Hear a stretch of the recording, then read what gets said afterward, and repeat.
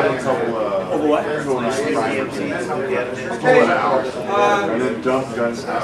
Everyone signed in. No. Yeah. Still working its way around? Where is it? There it is. I had to with the team. A big guy like me can't. Look at these guys. They're luxury here. Well, are you going to be getting drunk today? No, but Brian's available. Brian is available. We got to make sure it's working correctly. He's doing depths, and I told him that, you know, well, might make the depths interesting, you know? Yeah. I mean, last time was definitely To add to the confusion, we've also got a new guy that started up in the office there. Yeah. Who's that? Greg, and I don't know Greg's last He name. had a cap on the nipple, and he was back. So, but he's trying to get into the new office, and he wanted to move his new furniture in, and I got this going on, and Brian's got his depths going on. Oh, now we can get started, folks. Jim Amberg has arrived. We were all waiting on Jim. Jim, you get to sit in the way back. Sorry. Or you can sit all the way up front here. Be my special friend up front. All right. Well, I want to thank you all for coming. I'm impressed with the turnout that we've got here. It kind of shows that there's an interest in this, in actually challenging these cases, and that's what I've been trying to encourage people to do for years. And I'm glad that it feels to me like it's finally starting to gel, to solidify. You know, with all of my rantings and ravings about how you got to get the videotapes from police officers' cars and that sort of stuff. This came up a couple of years ago when we taught the first standardized field sobriety training course. Mike Steinberg in the back here just kept asking, but how do you beat the breath score? You do all this fancy stuff with the field sobriety test. What do you do with the breath score? What do you do with the breath score? I said, Mike, that's a different seminar, man. And we never got around to putting it on. And then maybe about a year ago, Mike Nichols was able to coordinate with Mary McMurray and Chuck Rathburn, a couple of really good people. Mary's an expert witness out of Wisconsin, and Chuck Rathburn has been around National Patent Analytics Systems doing helping John Fusco do the Datamaster presentations down there. Incidentally, this is just an introduction to breath testing, okay? It's not going to answer all of your questions, and I'm going to apologize in advance because I know that I'm going to get some of the details wrong because I'm not an engineer, okay? And so some of the finer details get lost on me, and you know that's why I became a lawyer, is because I couldn't do math or science. So, but I've been exposed to it enough. Incidentally, if we run out of tables, because I'm expecting more people to filter in as the morning wears on, we're going to take a quick break at that point and go get another table and some chairs, because we counted this out for 30, but I'm taking up a table here, and there's a table not being used here, so we might run out of seating. The restrooms are across the lobby. I don't know if you looked for them when you came into the building, but it's straight across the lobby, kind of down a little. You'll see the water fountains over there. They're just down the hall there to the left. And there's a pop or soda machine just outside the door here in the main lobby as well. I didn't order any pop. I've got coffee in the back. I've got donuts. I've got some croissants. We've got pizza coming at noon, which is about what time we expect John Fusco to arrive from National Patent. I got you know, some of the stuff to satisfy the vegetarians. There's a giant salad from what I understand, and then just some regular pizza. So we've got some vegetarian pizza. We've also got some pepperoni pizza. It's not going to be anything thrilling. If you didn't pay the $5, I'm going to be walking around come the lunch hour like this for you to kick into the till to cover the expenses. I actually went over budget on this, but don't worry about that, you know. But whatever. Anyway, so a few years back, Mike was asking about this, and then Bart Morris asked about simulator tests, and kind of got thinking about it. And I know that when Mary McMurray and Chuck Rathburn did their course, I don't think that it was inexpensive. It definitely wasn't cheap, but I know that they charged for it because they went through a third-party agency that had organized it, and that third-party agency that kind of oversaw it was actually looking to make some money on it. Let me go on to the next slide here. You get more of the spiel here. All right, now this is Clarence Darrell. I hope you all know Clarence Darrell. This is quote-unquote being sponsored by the Darrell Criminal Defense Organization. All right, now I think, is anyone here not on the listserv, the Darrell listserv? Okay, you got to get signed on. It's free. And I wanted to explain this. What the purpose of this was, Josh Blanchard from up north and myself were both on the CDAM Board of Directors, Criminal Defense Attorneys of Michigan. Anyone that's in this room that's not a member of CDAM, you should become a member of CDAM, okay? Yes. They've got a trial college program that goes on during the summer, which is absolutely top-notch. In order to get anything close to that, you've got to go out of the state and pay a lot of money. In addition to the cost of the tuition, you have to pay for your travel and all that good sort of stuff to get to these other programs. CDAM has done a fantastic job of training lawyers in how to conduct an opening statement, a cross-examination, how to connect with your jurors. It's good stuff. So we've got CDAM there, but Josh and I, we were both newly elected to the board of directors, and our first meeting we became immediately frustrated with the fact that an organization such as CDAM, which has been around for decades, is very slow to change, because Josh and I, we both have all the answers, okay? Just listen to us and we'll fix everything. So at the same time that was going on, the Datamaster Forum had been reorganized, and it was a little hokey in terms of what it was doing and how you could respond, and it was tough to follow message threads and that sort, and it cost money. And Josh and I said, you know, it doesn't cost anything to set up a listserv. What we need are members, and members who participate. And that's where the Darrell Forum really makes its mark, is that it's just an email listserv, folks. It's your participation on that listserv that makes it worthwhile. Now, Josh and I have additional plans. We sponsored a couple months ago, standardized field sobriety training course. And this also stems from an idea that Pat Barone and I had some years ago, that we should really try to get an organization going that focuses on DUI defense and kind of organizes the state. And Pat and I, we found that there just wasn't that sort of an interest. And he's subsequently taken up a new organization that he's got some good stuff going with it, don't get me wrong, but we couldn't get the interest in this type of a thing for just drunk driving. Now, Josh doesn't do a lot of drunk driving. Josh, he does a fair amount, but he also does CSEs and whatever else comes his way up north, because he's an up north attorney, so he's going to take any sort of criminal case that he can. And we've got some bold plans on what we want to do in the future. Now, with that said, we've got CDAM, we've got SATO, we've also got our own state organization, the criminal law section of the State Bar, which I don't know if any of you have positive feelings about that. I don't particularly. They had a good session earlier this summer when they sponsored something with Michigan State Police Toxicology.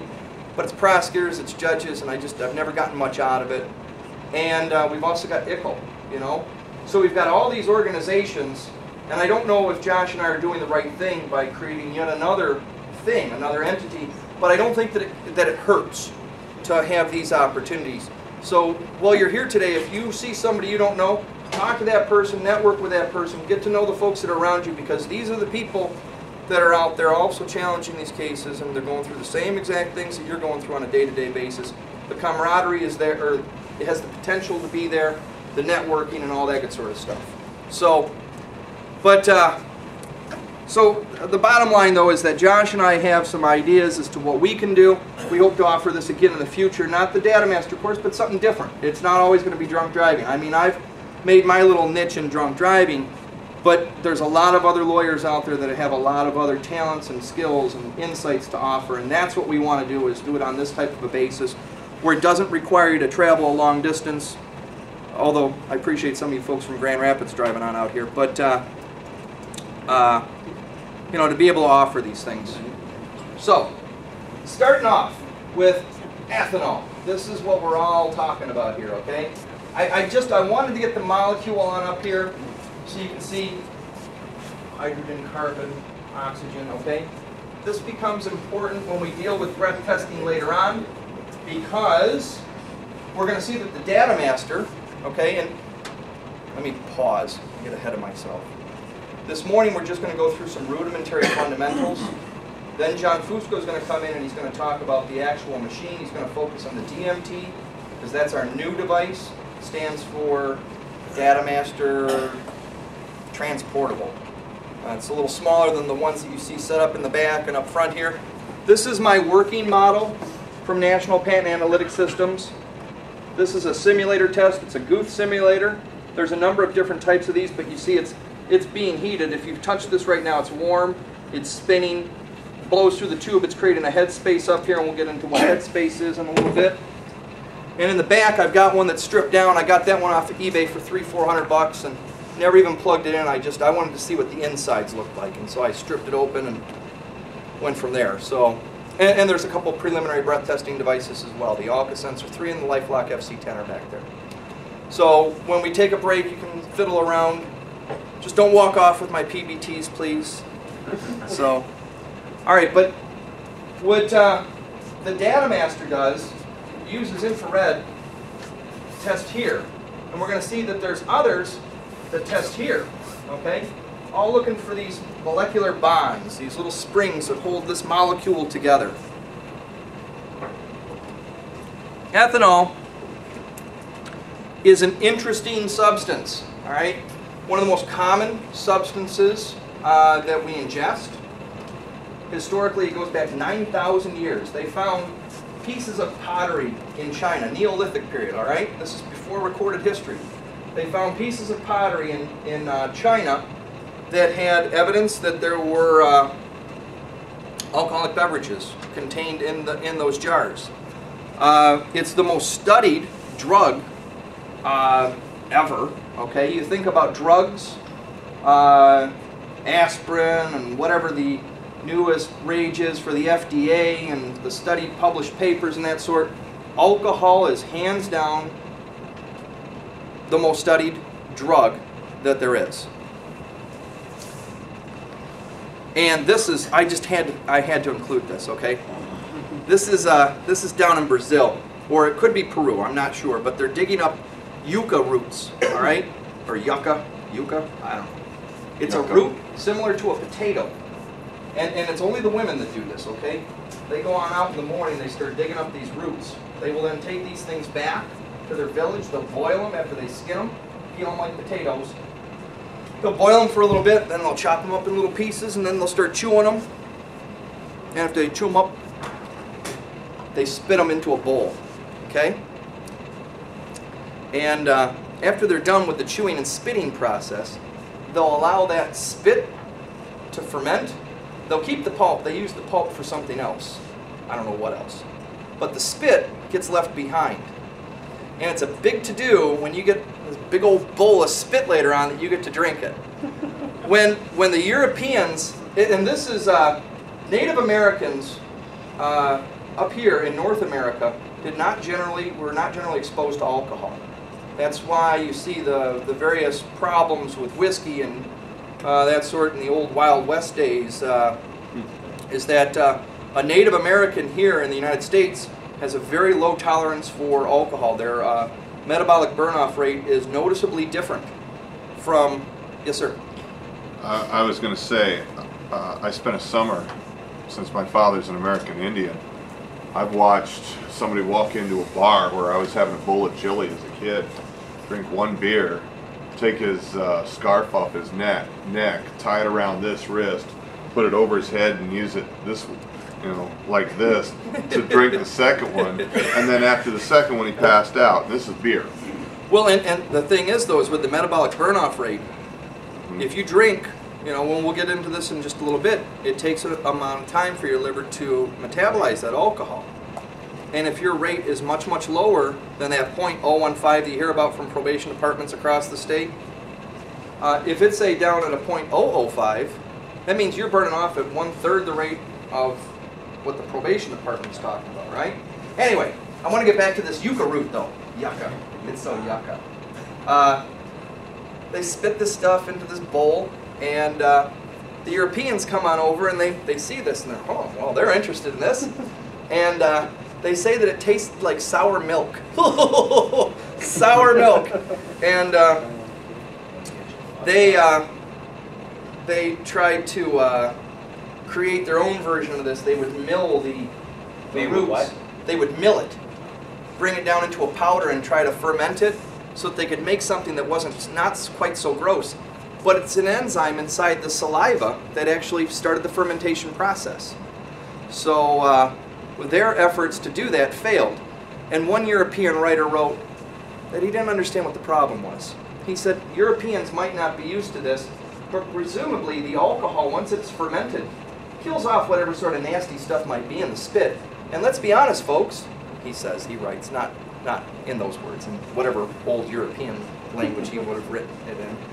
But he said that the peasants create grapes in France, sometimes in their bare feet, but more oftentimes with their shoes on. And he was disgusted by the fact that they would wear their shoes because God only knew where those shoes had been. And he said that, and the wine, the alcohol presumably kills it. Anyway, so that just kind of shows you, though, alcohol dates back, it's in all four corners of the world. It just, for whatever reason, did not make its way into North America as prevalently as it did throughout, say, Europe. But there were also notations that the Brazilians that drank that stuff could drink a lot of it. They could outdrink the French, they could outdrink the soldiers, they could outdrink the Dutch. So, when we talk about alcohol, we talk about fermentation and distillation. Fermentation is the simple process of taking some type of a grain, breaking it down so that the sugars come out, add a little bit of yeast, and you've got a beer or a wine. Wines, of course, are derived from fruit juice. Beers are primarily derived from your grains. They end up being as low as 3% alcohol and up to 12% alcohol, although we see red wines now being produced with over 20% and even a few beers that are over 20% alcohol. And it's kind of become a little game between some of the microbreweries to see how far they can jack up that alcohol. But natural fermentation stops at around 12 to 14%, and at that point it's burnt out all the sugars. The yeasts basically go in and start eating up those carbs and sugars, and they excrete alcohol. That's the metabolic byproduct of this fermentation process. So picture the little like Pac-Men going through and eating up all the sugars and carbs, and basically they poop out alcohol, and that's what you drink. Now liquor, yeah, how about that? All right, so liquor, what we found is that alcohol has a boiling point of 78 degrees, 78.5 degrees. You take whatever you want to ferment, make a little mash out of it, and then this is the simplest version of a still that I could find. I was looking for actually a glass beaker. You can picture in those laboratories where you see the mad scientist always working, a glass beaker over a Bunsen burner that's got the little thing that leads off of it. It goes up and then kind of down like this. Just that simple glass beaker is a very simple still. Okay, now I know that you were thinking West Virginia and the Kentucky with the elaborate setups and that sort, but those were for big commercial productions of liquor. This right here is just the stovetop version, and all that it does is you've got your water, you've got your fermented stuff, you've got your alcohol. It's all down in here. The alcohol is going to boil off at a lower temperature than the water will burn off. Come through here and drip down, and you're going to have a higher proof alcohol. And this is actually done intentionally in a crude fashion, so you get some of the impurities coming through. So you might not want it at exactly 78 or 78.5 degrees. Maybe jack it up a little bit to 83 or 85 degrees. Still keep it below that water boiling point so you're not getting all that water coming over, but you get the alcohol coming over with some of those impurities that make things like bourbon different from vodka. Proof here, incidentally, if anybody's not aware of this, 200 proof is 100% alcohol. Whenever you want to find out what the alcohol content of a liquor is, just divide it in half. So yeah. No, I was joking. Oh. I knew that. Okay. Where this comes from, though, or maybe this is myth, but from what I understand, where this developed was that it had to be, you take a little bit of gunpowder, black powder, you take your whiskey, you pour it into the black powder, and you put a match to it. If it would not burn, it was less than 100 proof, less than 50% alcohol. If it was more than 50% alcohol, then the gunpowder would burn and it would ignite. and that meant that it was 100% proof that it was not diluted too far. Okay? A third way that we get distillation that's going to increase it up above these numbers here, and I think that this is how they're doing the microbrews actually, where they're getting the 20+%. Jim, any insight? Delicious. Applejack is an old product of the colonial American days. They'd allow apples to rot in a big old casket or barrel, and it would create cider in the fall, and they just leave it sit there. And during the winter, well, it froze and got colder, they'd go on out, they'd skim the ice off of it, and that would increase the potency of the alcohol inside the container. And so that, you know, gradually you're taking off a little bit of alcohol, but a whole lot of water, and it keeps going down, down, down until you get a concentrated version of what's known as Applejack, a very strong cider. All right, I already mentioned 78.5 degrees is the boiling point. Specific gravity, approximately 0.8. I've got the exact number, 0.7939 grams per milliliter. The specific gravity of alcohol matters. It's lighter, okay? Now, alcohol has an affinity towards water, but it's got a lighter specific gravity. And this, I'll jump ahead. I don't want to jump ahead. But it can make a difference in breath testing. It can also make a difference with your headspace. This here, as you can see, is water and alcohol mixed together. The actual concentration of the alcohol solution in here, in order to create a headspace of, say, 0.10 or 0.08, whatever your desired target is, has to be different because it's mixed in with water as opposed to blood. Okay, there's going to be a different coefficient for blood versus water. Other alcohols in the alcohol group, methanol, isopropanol. You also see isopropanol called propanol 1. Can't remember how that works. In any event, again, the formula. You need the carbon. Wait, William. Yes. The propanol, excuse me, that. These are in the Methanol and alcohol group. These are isopropyl. poisons. I understand. Okay. But I went to when A.W. Jones was at the MSc, the Masters of Science, and Jones actually postulated that those alcohols could still be in a sample, even in a body sample, although albeit at a non. Oh, absolutely. Okay. Actually, I think that everybody needs to know methanol that. in low doses will actually be an attribute in certain French wines. In large doses, though, it's poisonous. And what's funny about this is that if you've got, say you're an ER doctor, and you've got a case of methanol poisoning, what's your treatment going to be for that patient? Would it be alcohol to counter it off? Yeah. Get them drunk. Start drinking. Because that draws the molecules, it draws Exactly. the methanol molecules. Because, well, I don't want to. Yeah. I understand. So, okay, but we need that carbon atom there, because otherwise OH, water, would all of a sudden become an alcohol, right? H2O. All right, now we're going to kind of get into a little bit more of the details here. All right, blood testing versus the other tests, okay? Blood testing is a quasi-direct measurement. You draw blood. Yes, Steve? Please confine your lecture to English, Spanish, Portuguese, or Russian. Yes? Your terms are killing me here.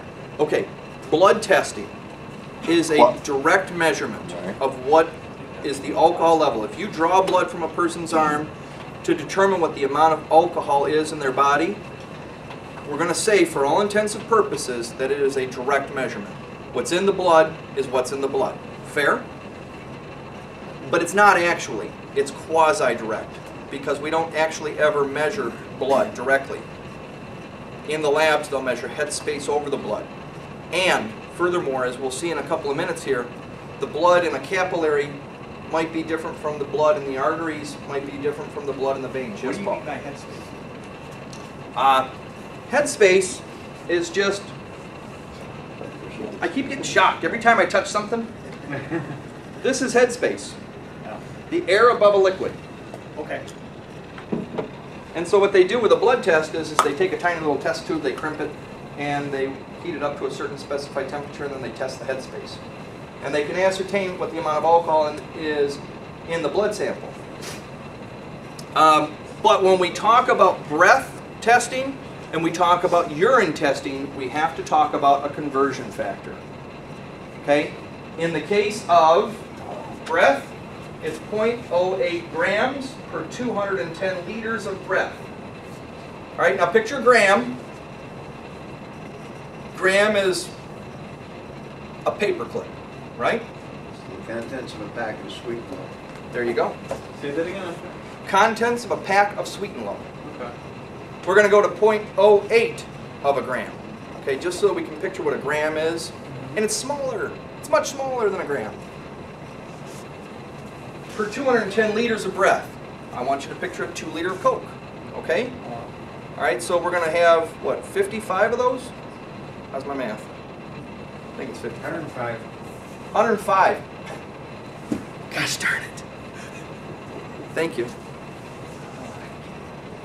Well, we'd have 210 1-liter bottles, I know that. So. It's a lot of air though, right? So we're talking about a minuscule amount of alcohol. And for urine, it's 0.08 grams per 67 milliliters of urine. Have any of you ever done a urine case where they're trying to charge your guy with drunk driving? With alcohol, drunk driving. Combination.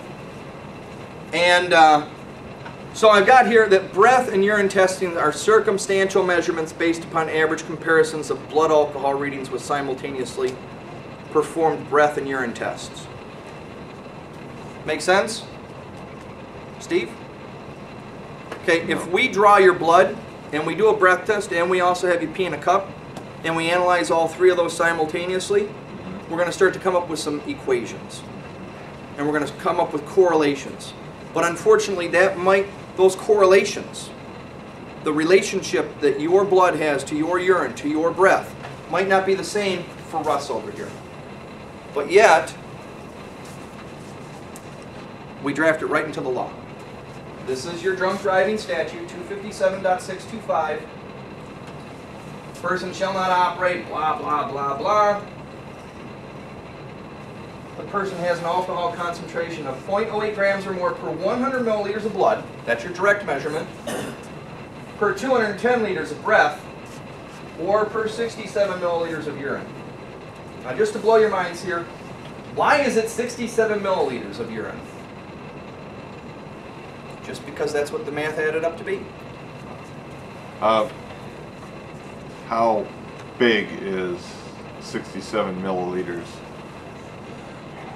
of? Yeah.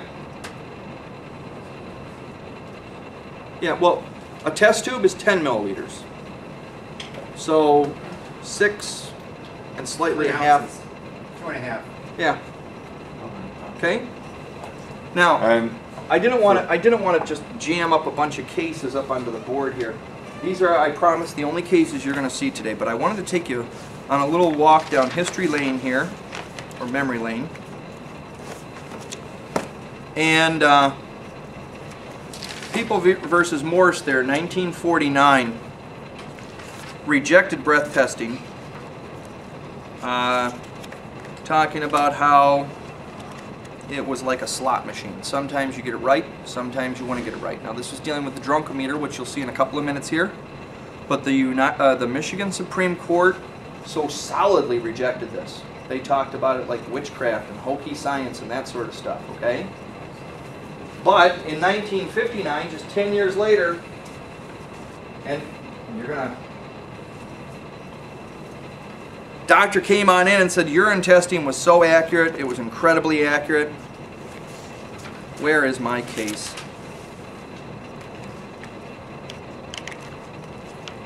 Ah, I got it. Can I make a quick comment about Yes. the urine? Okay. First of all, there is an expert out there about urine. Bill and I know him, Dr. Dr. Joseph Citron. He has got a lot of published stuff out there. He's actually not even, he's a different kind of medical doctor, but he is specified on urine because one of the things you need to know about urine is that to get an accurate sample, you need to do it like on the 4th elimination. The first couple eliminations, urinations, are going to be a buildup of whatever toxin is in your system is going to be in the urine. Toxins are eliminated by fluid, by anything, out of your body, out of your pores, and specifically out of your urine. That's why urine is so incredibly inaccurate. If you ever get a urine draw, like out of a catheter in the hospital, it is highly suspect because that shit could have been sitting in your body for 8 or 12 hours before they did an elimination. So I'm just, not that we're concentrating on urine, but there's a boatload of problems with urine stuff. You'll see them a lot on OUID cases where your client's in a hospital and they want to figure out cocaine toxicity or things like that. So, that should be a long urine. Thank you. The testimony of Dr. Cavella was to the effect that the presence of alcohol in the human body may be detected by several commonly accepted tests, one of which is urinalysis, which test was described by him as being quote-unquote very accurate. Scientific term? Yes. The trial court, after observing the Morris case that we've got quoted up there, dealing with the so-called Harger drunkometer test, pointed out that there was no testimony that there was general acceptance by the medical profession or general scientific recognition of the results of the test, permitted ample and searching cross-examination of the expert on the point of a generally accepted standard before proceeding with further testimony. Such having been properly established, Dr. Cavella was then permitted to testify. And he took a .25 urine test and he rounded it down to a .20 and said, you know, because urine's going to be a little bit higher. The defense attacks the foregoing findings and conclusions upon various grounds. It is asserted that urinalysis is not reliable in establishing the blood alcohol level, pointing out that the receptacles used might be unclean, or that a defendant's overlong retention of urine might impeach the accuracy of the test made.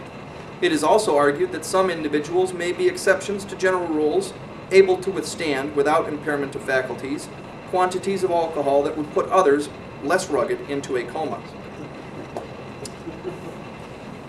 The defense here, the two arguments that they raised, unclean receptacles and the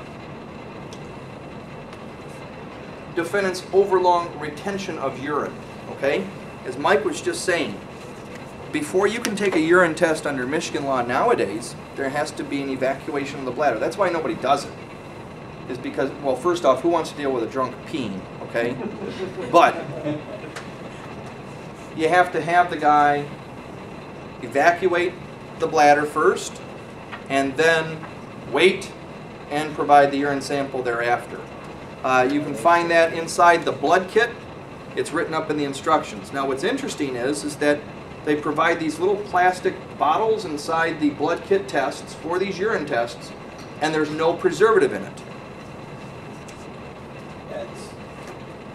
In Iowa, this is their departmental regs, two results. Grams per 57 milliliters and grams per 67 milliliters are reported when the urine sample is a first or random void. One result, grams per 67 milliliters, is reported when the urine sample is a second void. In other words, they'll take the first urine sample and they'll use the conversion to 57 milliliters. If we use 57 milliliters and we say that Mr. Miller in People v. Miller did not evacuate his bladder before providing the test, that Dr. Cavella was so far off in his results, the law at that time was .15, I calculated a .148 if we use 57 milliliters, if he was right. Now that certainly doesn't make Mr. Miller a sober fellow under today's standards, but a .15 was the law back then. I got him under a .15, and here's this doctor saying that he was a .20. because it was accepted science of the day. After the bladder has been evacuated, then they'll use the 67 milliliters. Now the plastic tubes though, and the fact that the receptacles might be unclean.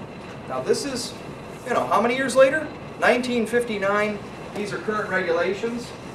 Due to the potential for production of alcohol post-collection, in other words, fermentation within the sample itself, urine sample storage of 1%, this is sodium fluoride here, this is the same thing that they've got inside the blood tubes, the little powdery stuff, is critical. Any sugars, any glucose that's in that urine, if it's exposed to bacteria, the bacteria is going to devour the sugars, the glucose, the carbs, and fermentation will occur, thus raising that. So Mr. Miller wasn't just right, he was right across the board. But yet the court rejected that out of hand. Another interesting thing about Miller, I want to make sure that I'm not confusing this with the Morse case.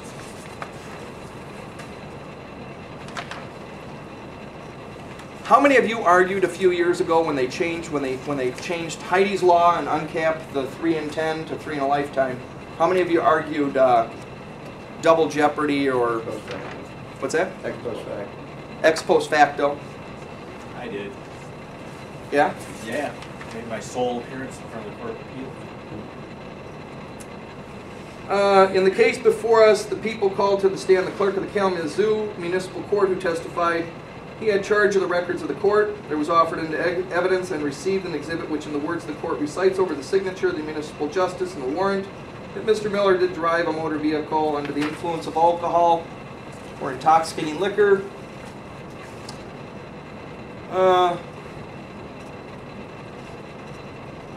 In the court's instructions to the jury, they were charged in part that they must find not only that the defendant was the same person as was convicted in 1949, but that the conviction was for violation of an ordinance substantially corresponding to the statute. The appellant urges that the amendment above set forth is being given a retroactive effect unintended by the legislature.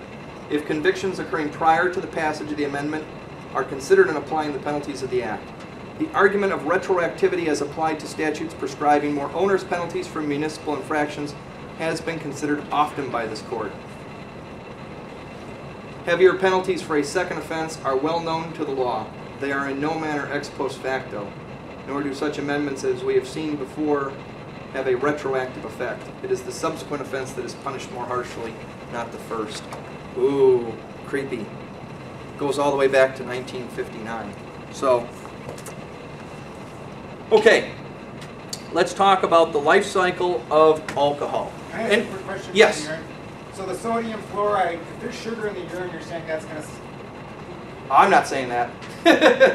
Sodium fluoride will retard spoilation. It is notably susceptible to certain types of very common bacteria, Candida albicans, one of the most common, and you'll see that repeated through the literature when it comes to blood testing, that if it's exposed to Candida albicans, the sodium fluoride will not stop fermentation, and unfortunately labs can test for the amount of sodium fluoride, and you'll see between 1 and 2% normally inside of a blood vial. But on occasion, you know, just like the mass production of plastic sporks at the spork manufacturing company, you will see an occasional spork come off the line that's all twisted and bent up and not capable of being used in its intended fashion. Mass production of these tubes occurs the same way. Not all of them get the required chemicals, and the way that they test up at the state lab is to do a visual inspection of the lot. The nurses that are doing the blood draws at the hospital are supposed to check this too, but you know, they're supposed to, after they draw the blood, gently rock it back and forth. And you'll see them just throw it into the thing, or you'll see them shake it on up. Most often though, they're just throwing it into the thing. They're never visually inspecting it to ensure. And frankly, how would you know that it's sodium fluoride and not the other required chemical that's an anticoagulant, potassium oxalate? You wouldn't. So it's an interesting area to explore, though. I have sent out probably 100, maybe more, blood samples for independent testing. If you come across I had to come back in one case where there was spoliation and we were able to prove it. If you come across them in your police reports, they usually will say gray caps. That's what they're commonly referred to, and they're distinguishable. And the gray topped tubes are the ones that are used in the standardized kits that the MSP puts together. In hospital blood draw cases, though, you'll run into all sorts of different tubes. Those are Becton Dixteen tubes. And they've got a color-coded chart that you can look at online if you wanted to look it up. There's purple, there's red, there's this, there's that. They contain all sorts of crazy stuff. Some of them will separate out the cellular material immediately, and the serum will be left on top, and there's others that do other things. William, one more thing on urine. You say that your first pee is a higher concentration? Well, yeah, it's what happened in the past. You know, if I drank a boatload of liquor last night, and I showed up and I'm, unshaven this morning for my presentation and smelling of alcohol, I might take a breath test and blow an 04. But if I go and do a urine test, I might show a 0.25. Okay. Well, then on that previous slide, I was expecting that 57 to be a higher number. If it's your first pee, then wouldn't it be 0.08 per 77 milliliters? No. You're expecting higher alcohol concentrations to be in the urine. Right. Yes. So therefore, for a given amount of urine, something's going on. I would expect that 57 to be a bigger number. I don't know what I'm thinking. Go ahead. See, I'm going to fill up my coffee. Paul, here's the deal. Don't let if we try to convert them into quote unquote like levels of intoxication 0.08, your urine is going to come off because the rate, I don't want to use the word partition ratio here, but Go ahead. It's so comparing apples and oranges because the concentration is, if we took the concentration of what you would literally have lethal amount of, if we tried to convert it to the 0.08, you would have lethal amount of alcohol in your concentration because it's a completely different animal. The measures are different. So don't get bogged down in that. It can be, and when William, even if William had eliminated this morning, and that scenario is giving, the bladder and whatnot, the alcohol residue that's in the bladder retains in the bladder, doesn't get back into the pool. That's why you have to continue. You can't accept, the hospital tries to bullshit it by saying, okay, we entered the catheter, and then do another draw out of the catheter draw. It's bullshit. I mean, it's got some value to it, okay? For an emergency room technician or doctor, treating physician, I mean, it's going to give them a fast, down and dirty result. Can I give the patient this type of medication? Without killing But, them, right? yeah. Yes. But for evidential purposes, when we're talking about whether or not it should be used to criminally convict somebody, there are states that still use urine testing. And in those states, those very few states where it's used, the lawyers that are members of the National College for DUI Defense, forgot to mention the National College for DUI Defense in my spiel earlier. Yeah.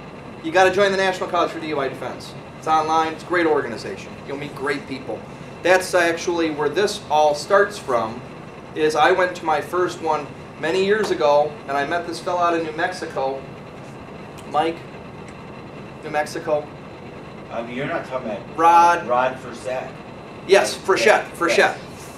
I meet him and his wife. They're both DUI lawyers. They're the nicest people in the world.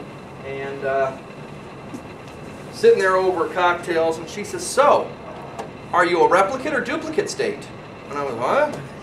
She says, "Are you single or dual testing?" Huh? I was like, maybe I'm not cut out for this DUI stuff. I almost left in tears.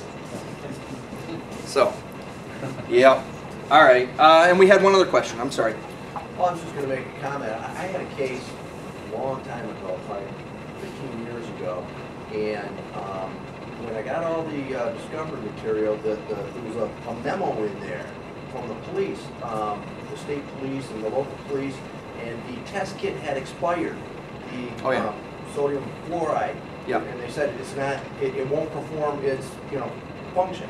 And I'm thinking, what a find! Right. I can't even believe they gave me that, And I got an expert, and we had a big, long, drawn-out hearing, and my expert testified, what problem it was, and why you can't rely on those test results from the blood test, and the state expert came in, and the judge, and, you know, they said whatever hokey pokey stuff that she said. I don't remember what it Tell me, was. she said weight and not evidence? I don't remember. It was 15 That's years also ago. that people and versus the judge Moore's just case. bought it all, and Yeah. it was like no problem. Right, Like, how can right. you rely on that when the kit was expired? I don't want to misquote the case. I think that it was that 1949 Moore's case, though. I've got copies of it. By the way, I didn't want to make, well, all right. I didn't plan in advance and didn't make copies for everybody. So it's online, though. I'll give you a link to it at the end of the day. You can go on my webpage and download these opinions, and there'll be links on there. But the Moore's case pointed out that trier fact is not well situated to make these determinations on the scientific sort of evidence. And we see that repeated a number of times by what you and I would agree are good courts. There's a decision out of Ohio where this cop did the HGN test wrong, a little fancy eye test that they do. And they said, what would a layperson, what weight would a layperson be able to give to this improperly performed scientific test? And how are we to decide this? He said, triers of fact, lay people, and even trial court judges are not well situated to know what these deviations mean.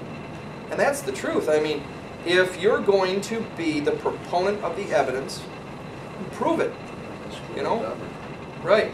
But when we automatically defer to this weight versus admissibility, and actually, Miller actually did that. And Miller also, I shouldn't beat up on the 1959 decision too much.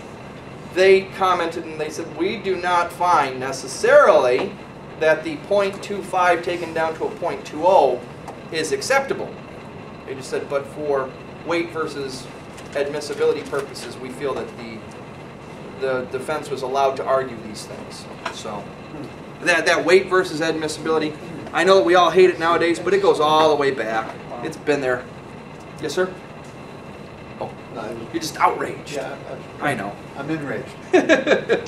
All right, so the life cycle of alcohol. You're going to see this in the standardized field sobriety training course. You're going to see it in this course. Anytime you talk about alcohol, you need to talk about absorption, distribution, elimination of alcohol. It's a very simple concept, but it's not simple. Okay? Absorption. These numbers are routinely cited all over the place. 20% of the alcohol can go through the stomach lining. I don't know why this is so frequently repeated. To me, it's who cares? If you've got 3 drinks in the stomach and only 20% of the alcohol can go through the stomach lining, well, that's 1/5 of 3 drinks. That's not really significant.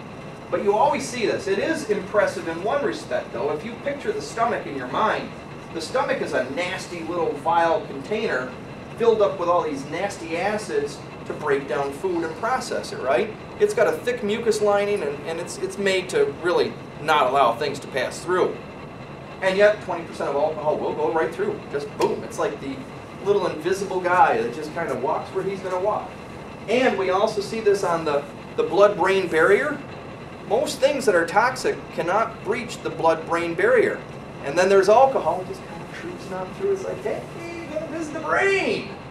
And it passes right through the meninges. Does that sound right? Anyway, 80% of the alcohol gets processed through the small intestines. Am I pronouncing that correctly? There you go. Thank you. This is right below the lower valve that you're going to talk about when you get to GERD. Okay, when we talk about that this afternoon. That's good. You're so losing me here. Okay, all right, I'm going to slow down. Most alcohol is absorbed rapidly through the small intestines. The best example of this is there was a guy down in Texas a few years ago. Don't ask me why, I'm not going to comment on it, but he was big into wine enemas, okay?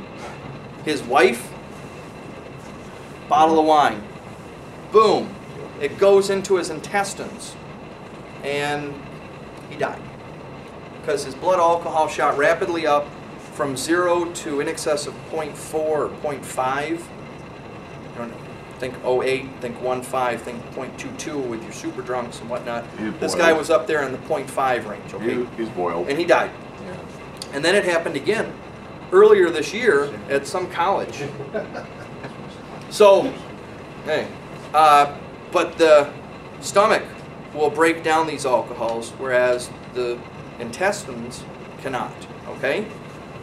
And it gets rapidly absorbed into the bloodstream that way. Okay? All right. Now that said, though, they always say you should eat when you're drinking because it's going to increase, the retention time in the stomach, not allow the alcohol to pass into the small intestines as rapidly. Starchy foods, like a big steak or something like that with potatoes, it's going to slow that down. Greasy foods will also slow it down. But if you're eating or if you're drinking on an empty stomach and going all the way back to the yucca root people, yes, Jim? Just to be clear on this, because I've always thought it was different. So what happens is that you drink, it goes down in your stomach, and then 80% of that alcohol passes through into the small intestine, so that it's not like the stomach. No, 80% is absorbed into the bloodstream through the small intestines. So, yeah, that's what I'm saying. So the alcohol will pass through the stomach into the small intestine. Not if you've eaten. But that's, so that, if you eat, then that lower valve is going to lock up. And I'm sorry, I was talking about GERD earlier. I was confusing myself. The lower valve locks up if you've eaten. Won't allow it to pass because it doesn't want the big steak and potatoes to damage your small intestines. So it processes, and it looks like a little nasty mouth that kind of. One more time on that. So, but once it gets to the small intestines, then it's boom. It's party time. Okay. So it's like it's because I remember like years ago I was in one of these things. Applejack, the guy he was talking about this too. I always was under that impression that it's the stomach and that the alcohol is absorbed in the stomach lining, and not. So it goes through that, and then it's really when it hits the small intestine, when it's bam. Have you ever gone on out to like Morton's and eaten a really big meal and then finish it off with a couple of nice drinks afterwards, and you're like, man, I'm not even feeling this. So that's what happens. That's what's going on. It's not the food blocking the stomach lining, it's food blocking the valve to the small intestine. Yep, and because of that, the alcohol's getting broken down, and only 1/5 of your very expensive scotch or cognac, in Jim's case, I assume. Yeah. Oh, okay. All right. So, but now, they tell us this, and they tell us that if you drink on an empty stomach, that alcohol is just going to rip right through you in 15 minutes, and you will hear state experts lie their asses off about this. They are lying. Liars. Liars. No good, dirty liars. I've even heard an expert, I don't remember which one this was, say that it was 5 minutes. 5 minutes. And where in the world did you get 5 minutes from? Oh, it's in an article back in my office. I bet it is. I bet it's going to stay in your office too, isn't it? What's that? More outrage? The A.W. Jones, okay? All right, now we've got up to 3 hours according to Dubowski, okay? Dubowski is one of the big names you're going to constantly run across in alcohol studies. 3 hours for a person to reach post-absorptive phase, all right? Maybe even longer, okay? You drink, and there's just no telling what your metabolic processes are going to be because you're different from everybody else, okay? We can only talk about averages, but we can study people and we can study the extremes, and we can say that, well, gosh, in some extreme cases, it takes forever for a person to fully absorb all the alcohol that they've drank. Post-absorptive deals with that point in terms of the second stage, equilibrium, in terms of distribution. Have you stopped rising and you're starting to fall? Okay? Has it equaled itself out?